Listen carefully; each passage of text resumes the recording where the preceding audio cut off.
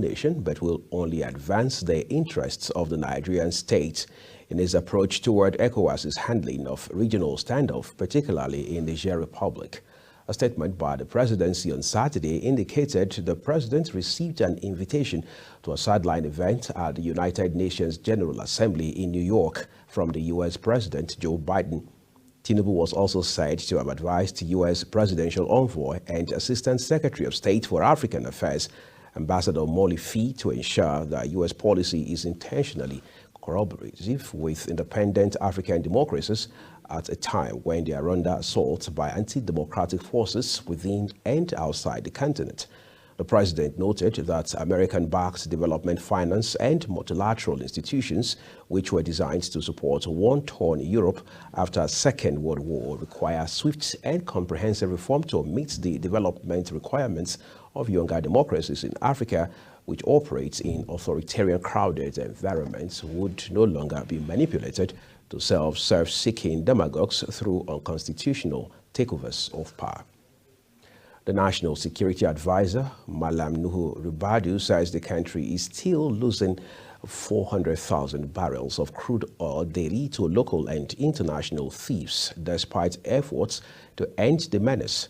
Ribadu confirmed this when he led a presidential delegation to inspect oil and gas facilities at Owaza in Abia and Odogwa in the Che local government area of Rivers on Saturday. He said the activities of oil thieves and pipeline vandals had impacted adversely on the nation's economy and were partly responsible for rising cost of living in the country. According to him, it's unfortunate that a few individuals will steal Nigeria's resources and in the process cause unbelievable loss to the nation, communities, and the people. Ribadu said the operators of artisanal refineries collect a small quantity of crude oil when they break the pipelines, while larger volumes of oil are spilled on the environment. The Minister of Federal Capital Territory, Nyesom Wike, has requested well-wishers to refrain from placing congratulatory billboards in his honor. Director of Press Office of the Minister, Anthony Ogunleye, stated this in a statement in Abuja on Sunday. Ogunleye said while the minister deeply appreciates the warm wishes and support of citizens, he kindly but strongly requests that such billboards and advertisements be discontinued with immediate effect, insisting that Wike's foremost duty lies in contributing to the development and growth of the nation's capital and the well-being of residents as well as Nigeria in its entirety.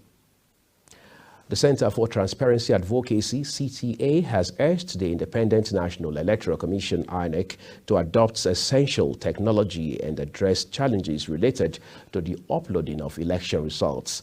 The Election Observer Group made the call during the public presentation of CTA's report on the 2023 election titled Public Perception of INEC and the Conduct of Elections in Nigeria, a comprehensive survey. Executive Director of CTA, Faith Wandishi, at the event noted that stakeholders have differing viewpoints on whether INEC conducted free, fair, inclusive, and credible elections since Nigeria's return to democracy. She also called for an increased involvement of civil society organizations in educating citizens during electoral processes to contribute to ensuring credible future elections. The Naira depreciated against the dollar on Friday as it exchanged at 778 Naira 40 kobo and the investors and exporters window. The Naira lost 0.87% compared to the 771 Naira 69 kobo it exchanged for the dollar on Thursday. The open indicative rate closed at 773 Naira 29 kobo to the dollar on Friday. A spot exchange rate of 799 Naira 90 kobo to the dollar was the highest rate recorded within the day's trading before it settled at 778 Naira 42 kobo. The Naira sold for as low as 700 Naira to the dollar within the day's trading. Let's turn to other stories for you tonight. The junta in Niger has ordered its armed forces to go on highest alert in anticipation of any attack. The coup leader cited an increased threat of attack according to an internal document issued by his defense chief on Friday. The document says the order to be on maximum alert would allow forces to respond adequately in case of any attack and avoid a general surprise. The West African bloc ECOWAS has been trying to negotiate with the leaders of the July 26 coup, but has said it is ready to deploy troops to restore constitutional order if diplomatic efforts fail. Speaking at a press conference on Friday, the bloc, which said it was not planning to invade Niger, added that it was determined to bend backwards to accommodate diplomatic efforts. The Energy Commission of Nigeria, ECN, has called for collaboration among stakeholders and government officials in policy-making bodies to enhance national energy efficiency and conservation. Acting Director General of the ECN, Joseph Sunday Olayonde, highlighted the importance of these collaborative efforts during a workshop focused on industrial energy efficiency policy and regulatory formation. The workshop provided capacity building and training to government energy policy makers and regulators in Nigeria. He said that this collaborative approach aims to strengthen national industrial energy efficiency policies and regulatory frameworks, fostering the adoption of energy management system standards across Nigeria. Representatives from the United Nations Industrial Development Organization, UNIDO, Oluyomi Banjo, recognized energy efficiency's potential to optimize energy security and highlighted the organization's commitment to collaborating with Nigeria to achieve efficiency benefits. You're watching Global TV News Prime, coming to you live from Nigeria's capital, Abuja. We're on Star Times channel 276. Kindly follow us across social media platforms using @Global TV NG and other handles as you now see on your screen. When News Prime returns, U.S. sues Elon Musk's SpaceX over hiring policy. We'll be back with details of that story and more for you right after this short break. Do stay with us.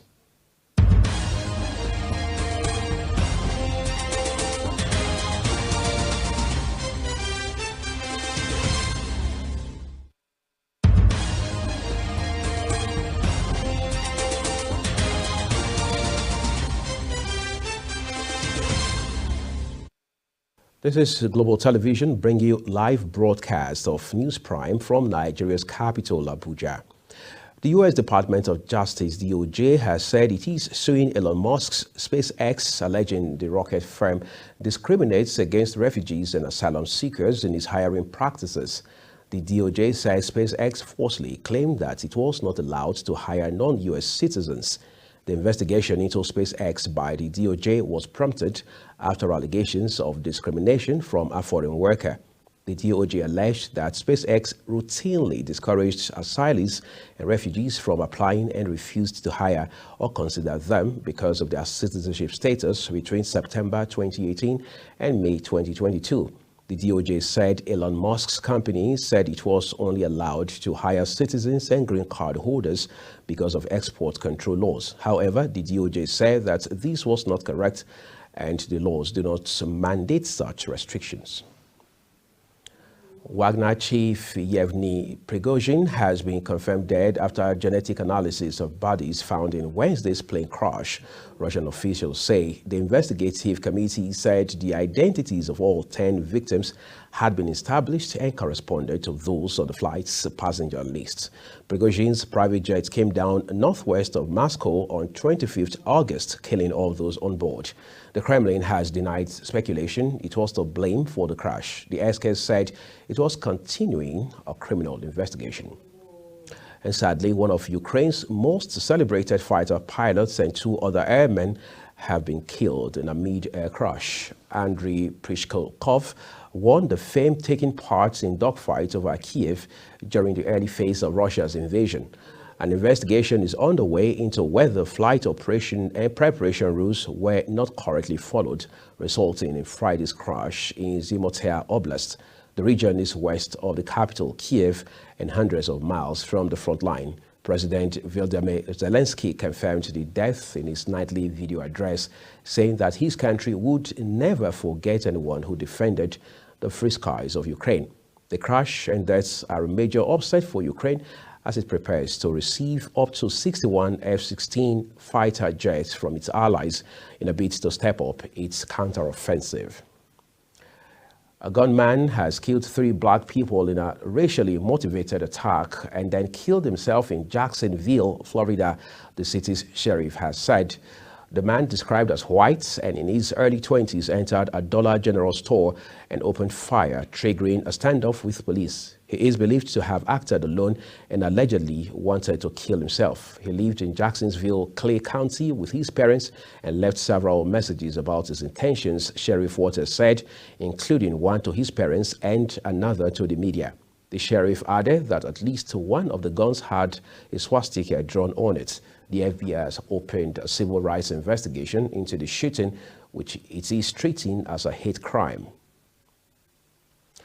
Donald Trump's election campaign says it has raised $7.1 million US, an equivalent of 5.6 million pounds, since his police mugshot was taken at a prison in Atlanta, Georgia on Thursday. Much of the money comes from merchandise such as mugs, t-shirts, and drink coolers bearing the former president's scowling face. Trump was released on bail, charged with plotting to overturn the state's 2020 election results. He faces 3 other indictments as he campaigns for the 2024 U.S. election. They include 2 related to his false claims that the election was stolen and the attack by his followers on the Capitol in Washington. Trump denies all the charges and argues the cases against him are politically motivated because he is leading the race for the Republican nomination to challenge the Democratic Party incumbent President Joe Biden. Let's take a look at sport now. Edo State's governor has congratulated Bendel Insurance for making the state and country proud. Bendel Insurance FC of Benin on Saturday defeated Asuclef FC of Algeria for 3 via penalty shootout to advance to the next stage of the 2023-2024 CAF Confederation Cup. Asuclef had on 19 August lost the first leg of the counter against Insurance by 0-1 at the Samuel Ogbemudia Stadium in Benin.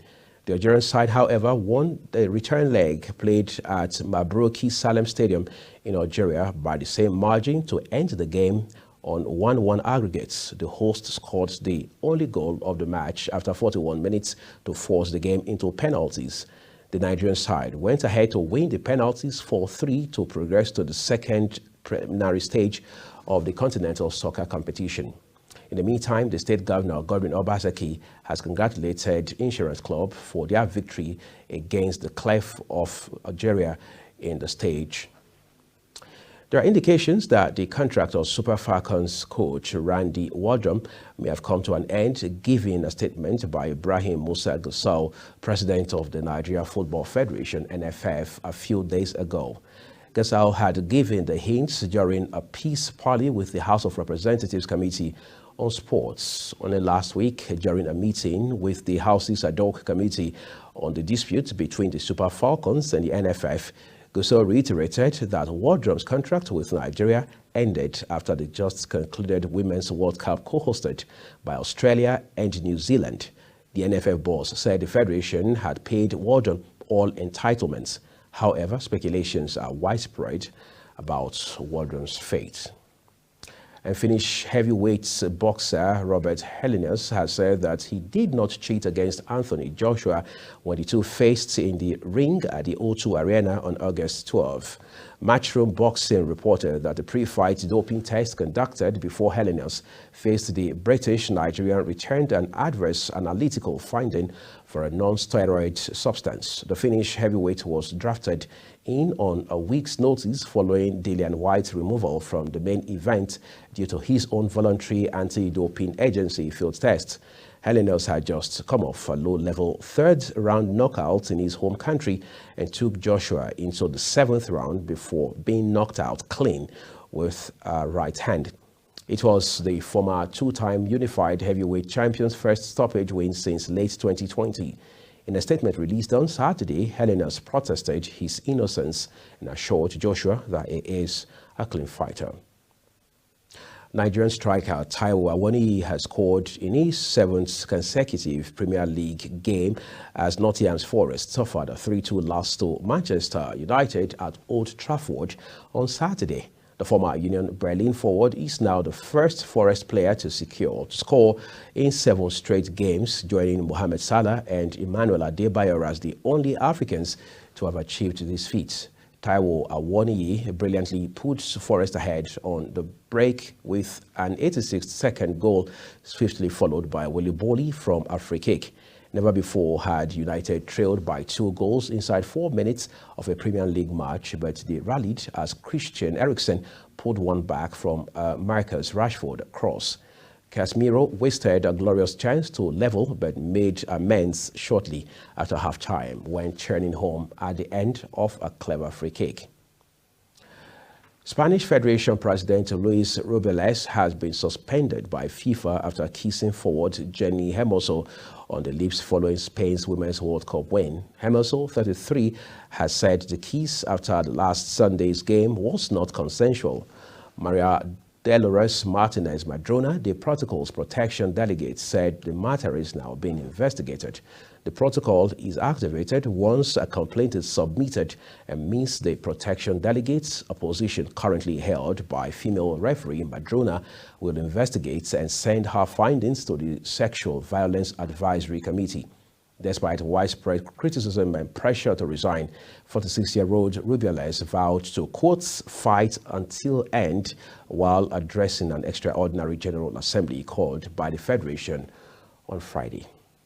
And that's it on Global TV News Prime, coming to you live from Nigeria's capital, Abuja. We're on StarTimes channel 276. Kindly follow us across social media platforms using our Global TV NG and other handles as you now see on your screen.